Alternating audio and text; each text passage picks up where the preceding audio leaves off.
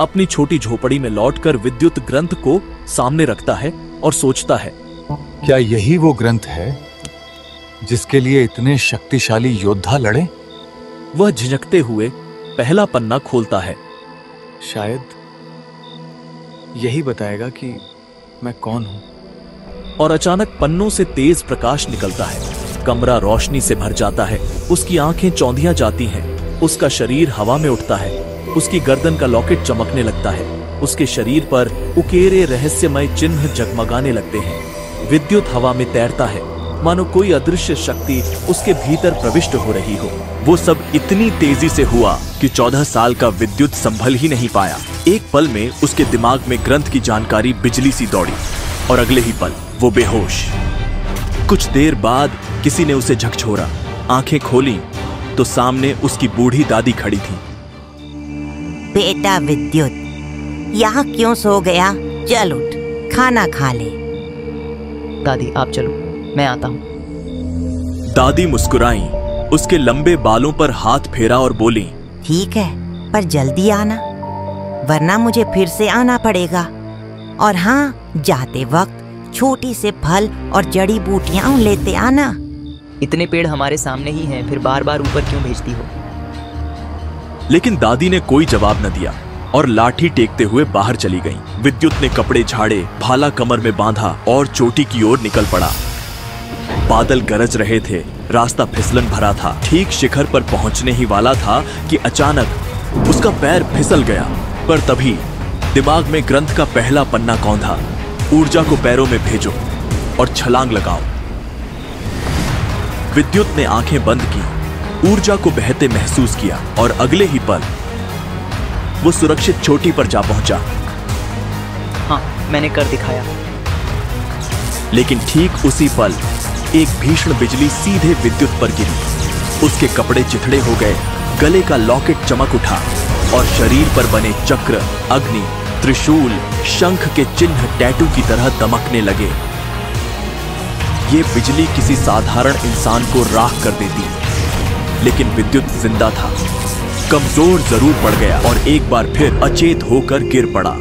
जब होश आया तो खुद को घर की झोपड़ी में पाया। कपड़े बदले हुए थे। हैरान परेशान विद्युत चीख उठा, दादी, दादी। विद्युत की अचानक चीख सुनकर उसकी दादी भागती हुई कमरे में आई। होश आ गया? आजकल बहुत आलसी हो गया है तू। कोई भी काम बोलो तो जाकर सो जाता है। ये विद्युत कुछ कहने ही वाला था कि दादी ने झड़क दिया। मुझे पता है तू पूछेगा, तुझे यहाँ कौन लाया? तो सुन, बाहर एक अजनबी बूढ़ा बैठा है, वही तुझे बेहोश मिला और उठा लाया। कह रहा था वो तुझे जानता है। विद्युत के चेहरे पर हैरानी थी। आखिर कौन था वो बूढ़ा आदमी? दादी, मेरा भाला कहाँ है? ये भाला वो तेरे पिता का भाला है, वही काला भाला जिससे उन्होंने बड़े बड़े योद्धाओं को हराया था।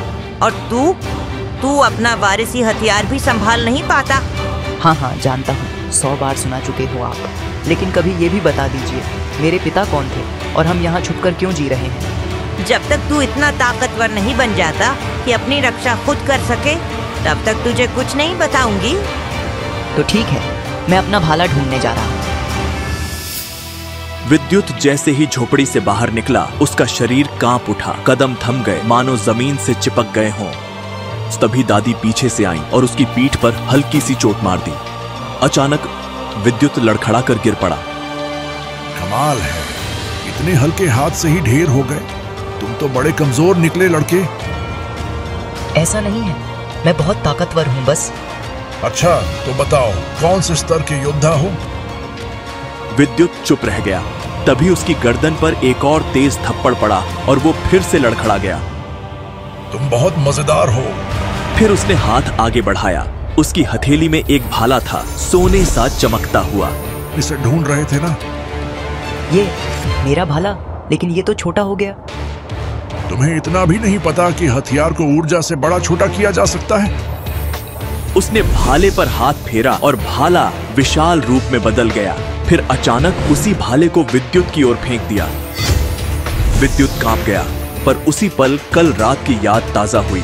उसकी आंखें चमक उठीं और हवा में छलांग लगाकर उसने भाले को थाम लिया। जमीन पर उतरते ही सहजता से उसे कमर में टांग लिया। ये कला तुमने कहाँ से सीखी? मेरे बाबा एक महान योद्धा थे, मैंने उन्हीं से सीखा। और सुन लो, मैंने ही तुम्हारी जान बचाई थी। मेरी जान तो ऋतिक वेदा ने बचाई थी। तुम भूल रहे हो बूढ़े, मशाल मैंने जलाई थी तभी ऋतिक आए थे, वरना आसमान से गिरते हुए तुम कब के खत्म हो जाते। बूढ़ा आदमी अब सचमुच सन्न रह गया। उसने अपनी शक्ति से विद्युत को परखने की कोशिश की, मगर उसकी ताकत बढ़ नहीं सका। इतनी दूर से गिरते हुए मुझे देखना, ये तो सिर्फ तीसरे स्तर के योद्धा कर सकते हैं। तुम आखिर हो कौन? मैं इस राज्य का आने वाला सबसे कम उम्र का महान योद्धा हूँ। जानता भी है ये कौन है? राज्य के रक्षक के मित्र, एक महान योद्धा। और तू उनसे बहस कर रहा है?